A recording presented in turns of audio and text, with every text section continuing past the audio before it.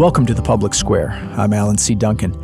Many of you may have heard our recent conversation with Brandon and Amy Barsky about a difficult pregnancy diagnosis for their daughter Lucy that resulted in her only being with them for a short time. Well, today we're going to continue that conversation with Amy, Brandon, Anna Welch, and Sherry Eyssen. We'll start with hearing about how their church family rallied around them at that time. How did you see friends, family, church members support you in that season? We were absolutely blown away. Incredible. At one point, it was like I broke down in tears and was like, I don't even know how to receive. You know, people were sending us checks, and it was like just what we needed to pay for another thing for her service or whatever it was. And it just felt so overwhelming. And talking with my mom, I was just like, I don't even know. Like, it feels like, you know, you can't say yes, you can't accept it. It feels like too much. And my mom just said, just be carried. You know, this is how Christ is carrying you through this time. And I thought that was really a precious thing to hear and important to hear, just be carried. And we were carried by his people. And we never asked for money or advertised it and didn't. I mean, we're private people. You know, we go through things and we keep them to ourselves. But it was like the community carried us through. Yeah, it was really sweet. And we could never have even asked for more, it was overwhelming in a way. Finishing the house, going through that, you know, with Lucy, loving on our kids, continuing to look forward. Only God could have orchestrated that. I think it was the hardest part of it all was after having her and getting to love her, we had to hand her to the funeral home, and that was really hard. I could imagine. Just, so hard. You know, you're holding your baby and you give them to someone else. And then going home and recovering from a C-section and not having the baby to be, you know, they're like, take it easy, don't lift, don't do this, don't do stairs. You know, they tell you all the things. And it just felt like I need to be busy. I need to be moving. They're saying just rest, just stay on the couch. You just had a baby. But I couldn't do that because it's so natural when you have a little one on you to just take it easy. You just want to hold them. And it felt like that was the last thing I wanted to do. So those things were really hard. But then again, in the overwhelming support, it just felt like we were able to grieve and really just appreciate the church and what the church can do. It gave me a whole new appreciation for the church. I think a lot of women could relate, especially with maybe miscarriage or stillborn, I think one of the hardest parts is you get home. There's no baby to hold, and your heart grieves over that because there was a life. There was a life inside of you that God had made. Yeah. It did matter, and it's missed on this side of heaven. Yeah. There's so much anticipation. I mean, whether you lose a baby at 9 weeks or 34 weeks, as soon as you calculate that due date, you know, you picture life from that point on with that baby. And, you know, it's like she would have been full term and born in December. And there were other babies. I had friends who were expecting around the same time. And every time I see those babies, it's like, oh, Lucy would have been this age, you know, and the kids see someone with special needs and they say, Lucy would have been like that, you know, and they don't really know like different diagnoses and everything, but, you know, they see a wheelchair and think Lucy might have been in a wheelchair.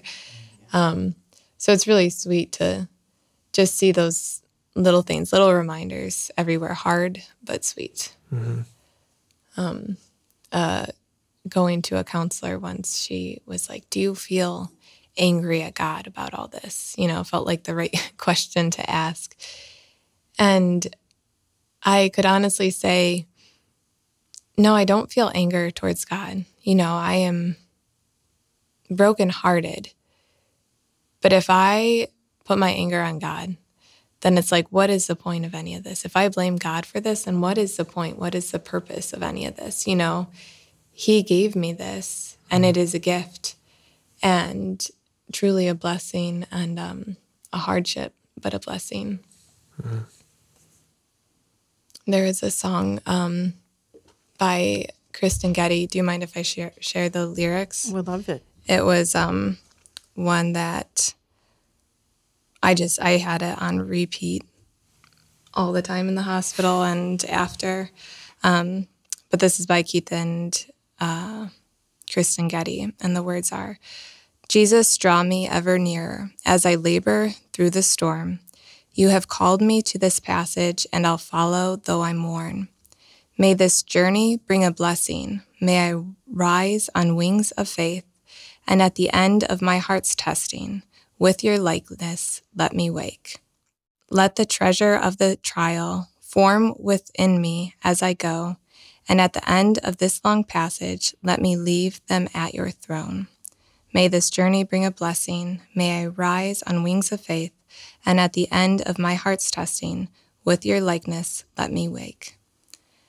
And that really spoke to me and became a prayer of walking through that time, knowing that God's work was being done in our lives, in our kids' lives, and others. And it was a refining time.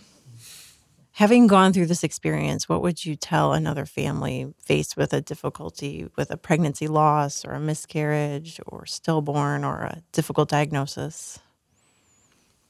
I feel like there's so much to say, but then also not a whole lot needs to be said other than look to Christ. He will carry you through. He will give you the peace that surpasses understanding. You know, you can't explain it, and He gives it. And so it's just looking to Christ, clinging to Christ, and loving every minute that you get with that baby. Whether, you know, from the minute you find out you're expecting, pray for that child and love that child. Because whether they pass away before they enter this world, or they are born and they only get a short time with you, they feel the love. And it's just so special to get to love that child that God has given you, regardless of the amount of time that He has allotted for that child. And He will call us all home when we have perfected what He has set us here on earth to do. And I just think of all the little lives that have passed what feels like too soon for us, and how God uses that, and to not lose sight of that. Because everything that He does has a purpose and meaning. Yeah, I agree. This is God's workmanship. This is life that God gave us. Enjoy it, love it, cherish it, relish the moments. We don't know how much time we'll have, like you said, but it's life is so exciting and so precious, and gives us so much purpose. You know, like the baby comes, now we have responsibility, and now we have something worth working for and loving, and all of our DNA that says to love and cherish, and we're wired to just take care of these little ones that God gives us. I feel like there's so much to just look forward to when God gives you something, a child with special needs or without special needs. It's God's workmanship. Cling to Christ and enjoy every moment of it. And what a promise that you know you're going to see Lucy again. And you know that being established in Christ and knowing that His promises are true, that there is a temporary separation, but I can see the peace that He has given you in this, and we can trust Him. We'll be back with more of our conversation with Brandon and Amy Barsky on the Public Square. Please stay tuned.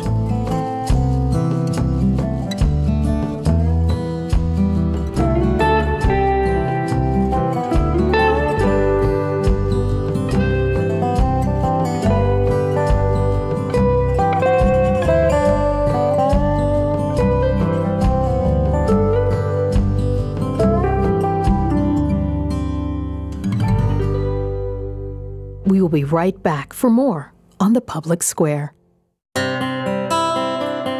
If you're a regular listener to The Public Square, you've heard of the release of the new book, Jesus, His Story. The response has been remarkable. Why the excitement? This is a sample of what readers are saying. Arranging the 4 Gospels into chronological order put the life of Jesus into perspective. Thank you. One told us, after reading Jesus' story, I knew this would make a great graduation gift for my nephew. Another said, I got my copy of Jesus' story and read it over the weekend. I want to order 6 more. Can't wait to give them to my friends and family. Interested? You can call us at 1-800-522-8683 or order online. Take a fresh look at the greatest story ever told, Jesus, His Story, at thepublicsquare.com.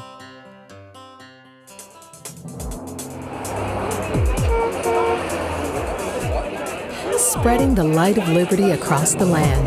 Now back to the Public Square.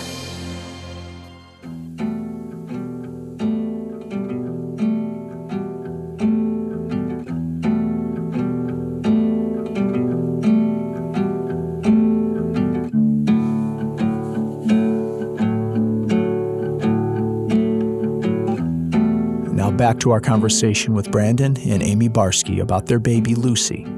Here's Anna Welch.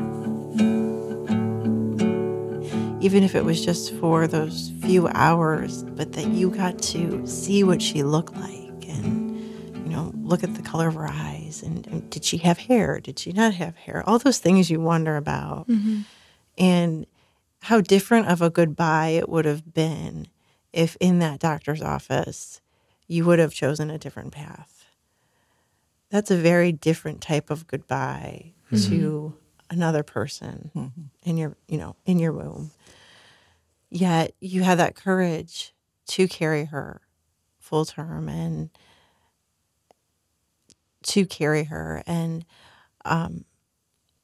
you got to say goodbye, although it was very difficult and heartbreaking, but it was a different type of goodbye. Mm-hmm. Yeah, it really was. It was just trusting God's timing.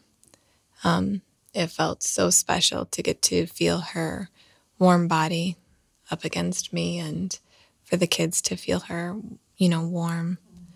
That was just a huge answer to prayer, and it was so special. It didn't feel, it's traumatic in ways. It was very hard, but also just so much peace because we got to truly love her and hold her. And Wesley, who, like I said, was only about 18 months at the time, just kept rubbing his cheek on her soft little cheek. We got to do, the ink prints of her hands and her feet. And then we did one as a family where we painted our hands, and we have like a family board with everyone's hands and Lucy's little hand on there. That's really precious to them, to all of us, to have those things. It was just such a sweet time. And to think, when they give you this option of just, we can go ahead and terminate now, they give it to you in a way of like, this will be easier. Just why? And it's like, I got to carry her for 10 weeks and it was really hard.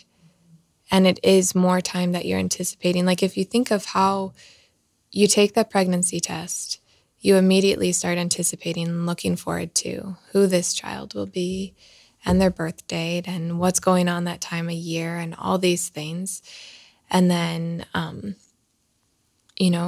if you miscarry at 9 weeks, it's heartbreaking. And all these things that you had been looking forward to and starting to anticipate, it's all just shattered and gone. And it's like, I don't know, I just can't imagine doing that without Christ and losing that hope of that. Like we got, so for those 10 weeks, we anticipated and we weren't sure.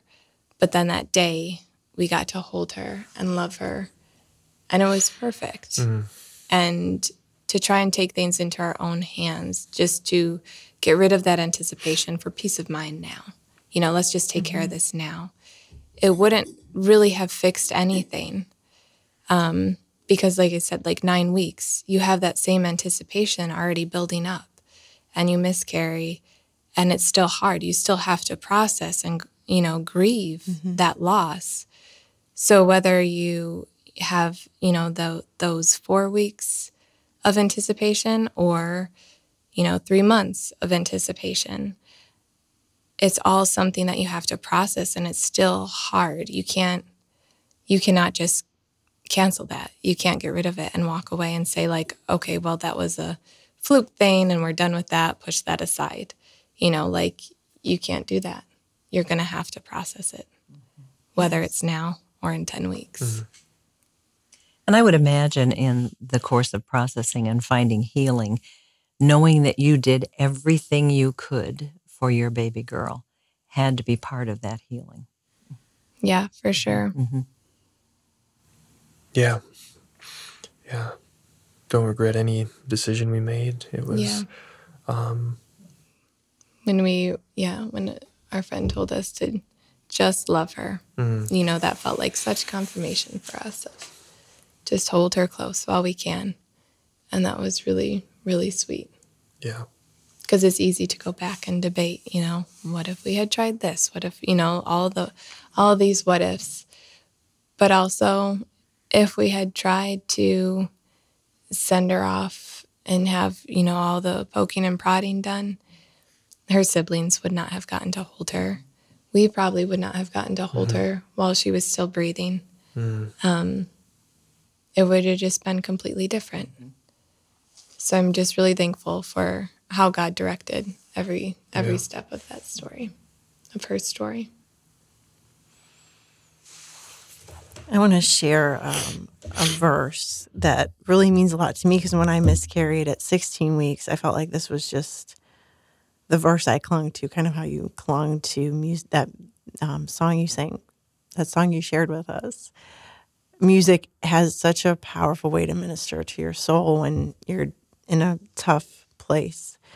But Psalm 27 says, I would have despaired unless I had believed that I would see the goodness of the Lord in the land of the living. And then it continues, wait for the Lord, be strong and take heart and wait for the Lord. So this verse just really spoke to me in a time of need, that there is goodness in the Lord and there is a land of the living, and we want to walk in that life and partner with the creator of life. And I just want to commend you both thank you for sharing your story. Thank you for your courage in just walking that out in your life and for sharing that with us. Well, thank you for giving us the opportunity to share. Yeah. It's always a joy to talk about her. It's not the easiest thing to bring up. Yeah. So it's a blessing to be able to talk about her life. The Lord used her life to draw us close to Him. And as a Christian, you trust the will of God is better than your will for your own life. And it was so painful. Thinking about it is hard. But it was a valley, and the Lord used that to draw us closer to Him. And so if a child with disability is what the Lord uses to deepen our perspective of His love for us, then so be it. I think of the story of Job. The Lord gives and takes away, but blessed be the name of the Lord. He went through horrible, lost his family, his wealth, his wife, his the sickness. People denied him, and yet he says he was upset, but he says the Lord gives and takes away, but blessed be the name of the Lord. And we often tell our kids, cling to Christ. Anything that we can do that would point us closer to Him is necessary, and that's God's will. And so, Lucy was that for us. She broke us down. She broke me down. I remember driving in the truck being like, why in the world is this happening to us, to my wife? This is hard. I don't want to do anything. I just want to scream. And yet Lord gave us grace to continue to pray and press on. And our kids, oh man, their heart for Lucy, for life, for disability is so deep. Yeah, it's really impacted them and changed them. They really value life. Yeah. And it's precious. And that's it. Life is so, so precious. How could we ever think that it was by accident or it was by random happenstance? It was intentional. God created it. God designed it. God allowed it. And we are to appreciate it and admire it and take care of it. And to see how it affected our kids is an encouragement as their father. I see them and I'm like, I wish I had a deeper perspective when I was younger. And yeah, it was a very hard time, but it was necessary. And because of that, this sounds a little against culture, but I would say let's go through it again. If it means that coming out of that is a deeper love for Christ and a deeper perspective and a value of life. Something I never really thought much about prior to Lucy. I mean, I've always loved our kids and loved life, but that was like a game changer. Game changer. Yeah. Kids just have a way of trusting the Lord that, Christ calls us to be childlike, and we got to see why. Because it was just, we told them, the baby, her heart isn't very strong, kind of just simplified it because that was a huge thing. She didn't have a strong heart. And so she might not be able to live outside of mommy's belly.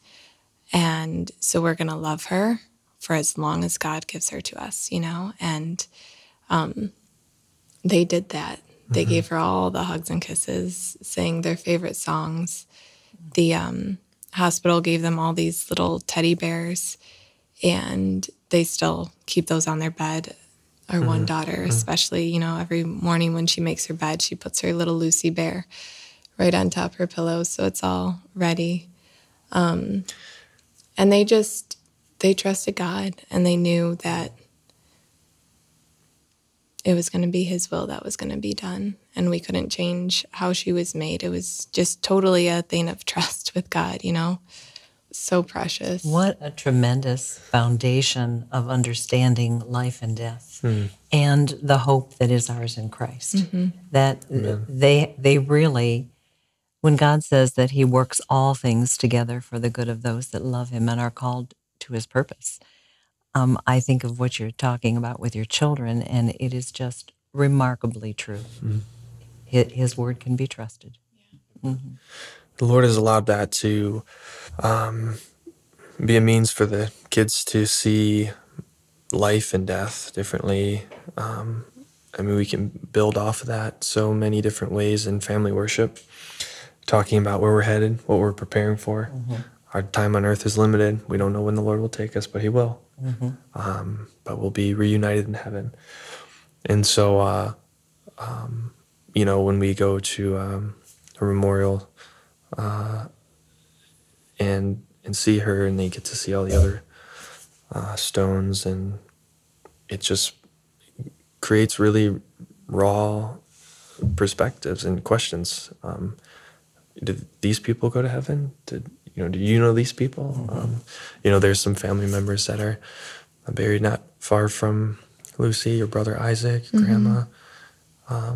Yeah, so it's opened the door for a lot of questions and discussion and stuff like that, which I feel like would be easy to miss if we hadn't had Lucy. And when we, at her funeral, we got balloons for each of the kids to let a balloon go for Lucy. And we do that every year on her birthday. And it's really sweet. They love sending off the balloons to her. And the other day, my 6-year-old son had a balloon from the dentist, and he was just having so much fun with it. And he opened the door to the car, and the balloon flew out. And he just had the most precious smile. And he's like, "Oh, it's going to Lucy now." And like completely content with his balloon flying away because it was going to Lucy. And he just stood there for probably 5 minutes just watching the balloon float away with the biggest smile.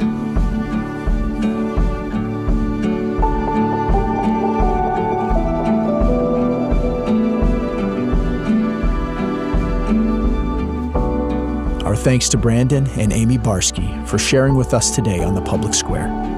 Thank you for listening. We'll see you next time.